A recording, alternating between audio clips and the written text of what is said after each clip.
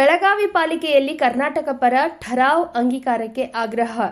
ವಾಟಾಳ್ ನಾಗರಾಜ್ ಜೊತೆ ಪೊಲೀಸರ ವರ್ತನೆ ಖಂಡಿಸಿ ಕಾರ್ಯಕರ್ತರ ಆಕ್ರೋಶ.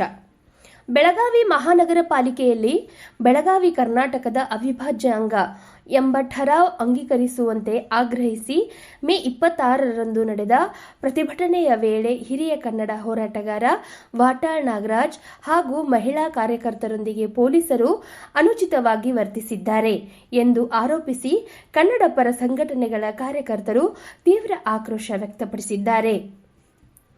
ವಾಟಾಳ್ ನಾಗರಾಜ್ ಅವರ ನೇತೃತ್ವದಲ್ಲಿ 20ಕ್ಕೂ ಹೆಚ್ಚು ಕನ್ನಡ ಪರ ಸಂಘಟನೆಗಳ ಕಾರ್ಯಕರ್ತರು ಬೆಳಗಾವಿಯಲ್ಲಿ ಪ್ರತಿಭಟನೆ ನಡೆಸಿ ಮಹಾನಗರ ಪಾಲಿಕೆಯಲ್ಲಿ ಕರ್ನಾಟಕ ಪರ ಠರಾವ್ ತಕ್ಷಣ ಅಂಗೀಕರಿಸಬೇಕು ಎಂದು ಆಗ್ರಹಿಸಿದ್ದರು. ಈ ವೇಳೆ ಪ್ರತಿಭಟನಾಕಾರರನ್ನು ತಡೆಯುವ ಸಂದರ್ಭದಲ್ಲಿ ಕೆಲವು ಪೊಲೀಸ್ ಅಧಿಕಾರಿಗಳು ಹೋರಾಟಗಾರರು ಹಾಗೂ ಮಹಿಳಾ ಕಾರ್ಯಕರ್ತರೊಂದಿಗೆ ಅನುಚಿತವಾಗಿ ವರ್ತಿಸಿದ್ದಾರೆ ಎಂದು ಪ್ರತಿಭಟನಾಕಾರರು ಆರೋಪಿಸಿದ್ದಾರೆ. ಈ ಘಟನೆಗೆ ಸಂಬಂಧಿಸಿದಂತೆ ಕನ್ನಡ ಪರ ಸಂಘಟನೆಗಳ ಮುಖಂಡರು ಮತ್ತು ಕಾರ್ಯಕರ್ತರು ಪೊಲೀಸ್ ಇಲಾಖೆಯ ಕ್ರಮವನ್ನು ಖಂಡಿಸಿದ್ದು, ಹಿರಿಯ ಹೋರಾಟಗಾರ ವಾಟಾಳ್ ನಾಗರಾಜ್ ಅವರಿಗೆ ಅವಮಾನವಾಗುವ ರೀತಿಯಲ್ಲಿ ವರ್ತಿಸಿರುವುದು ಖಂಡನೀಯ ಎಂದು ತಿಳಿಸಿದ್ದಾರೆ. ಮಹಿಳಾ ಕಾರ್ಯಕರ್ತರೊಂದಿಗೆ ನಡೆದಿರುವ ವರ್ತನೆಯ ಕುರಿತು ಸಮಗ್ರ ತನಿಖೆ ನಡೆಸಿ ತಪ್ಪಿತಸ್ಥ ಅಧಿಕಾರಿಗಳ ವಿರುದ್ಧ ಕ್ರಮ ಕೈಗೊಳ್ಳಬೇಕು ಎಂದು ಒತ್ತಾಯಿಸಿದ್ದಾರೆ. ಕಾರ್ಯಕರ್ತರು ಕರ್ನಾಟಕದ ಪರ ಹೋರಾಟವನ್ನು ಯಾವುದೇ ಕಾರಣಕ್ಕೂ ಹತ್ತಿಕ್ಕಲು ಸಾಧ್ಯವಿಲ್ಲ.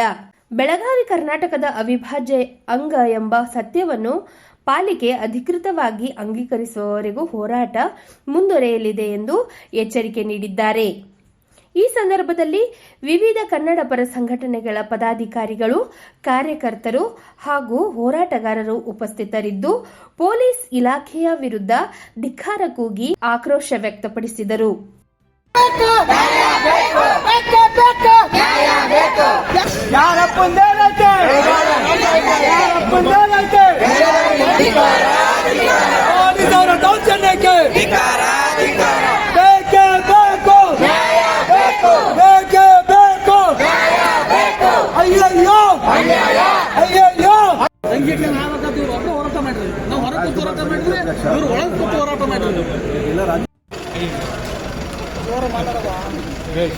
ಇದೆಲ್ಲ ಬಂದದ್ದು ಬಹಳ ಒಳ್ಳೆಯದು.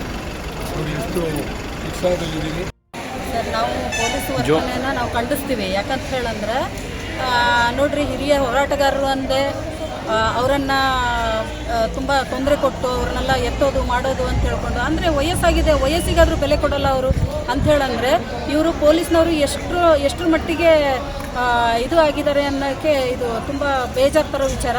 ಮತ್ತು ಈ ಒಂದು ಕನ್ನಡ ಪರ ಹೋರಾಟಗಳನ್ನು ಹತ್ತಿಕ್ಕುವಂಥ ಕೆಲಸ ಮಾಡ್ತಾ ಇದ್ದಾರೆ ಇವರು ಅಂತ ಹೇಳೋಕ್ಕೆ ಇಷ್ಟಪಡ್ತೀನಿ.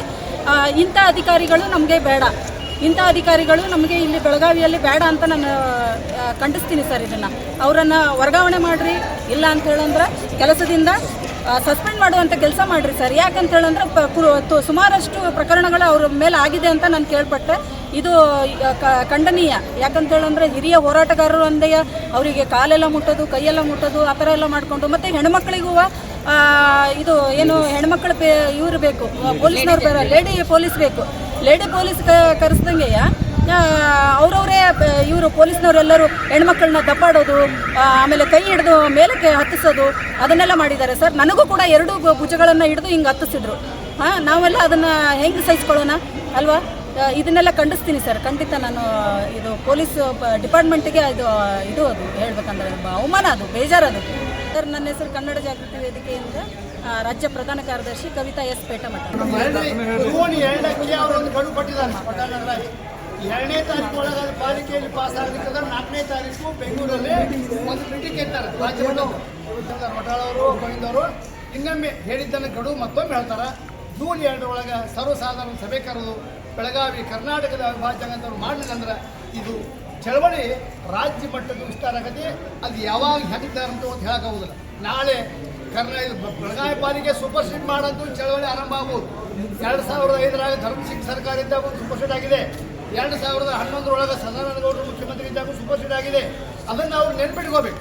ಯಾರು ಪಾಲಿಕೆಯಲ್ಲಿ ಬಹುಮತ ಹೊಂದಿದಾರ ಅವ್ರು ನೆನಪಿಟ್ಕೋಬೇಕು. ಒಮ್ಮೆ ಅದು ಚಳವಳಿ ರಾಜ್ಯ ಮಟ್ಟದಾಗ ಚಾಲು ಆತಂದ್ರೆ ಅದು ಬೇರೆ ಬೇರೆ ತಿರುವು ತಗೋತೈತಿ. ಪಾಲಿಕೆಯನ್ನ ಬರಖಾಸ್ತು ಮಾಡುವಷ್ಟು ದೂರ ಹೋಗ್ಬೋದು. ಆದ್ದರಿಂದ ಇವತ್ತು ನಾವು ಬಹಿರಂಗವಾಗಿ ಇಲ್ಲಿ ಬಹುಮತ ಇರುವಂತಹ ಬಿಜೆಪಿ ನಾಯಕರಿಗೆ ಮನವಿ ಮಾಡ್ತೇನೆ, ತಾವು ದಯವಿಟ್ಟು ಆದಷ್ಟು ಬೇಗ ಸರ್ವಸಾಧಾರಣ ಸಭೆ ಕರೆದು ಕರ್ನಾಟಕ ಪರವಾದ ಗೊತ್ತುವಳಿಯನ್ನು ಸ್ವೀಕರಿಸಬೇಕು ಒತ್ತಾಯ ಮಾಡೋಣ.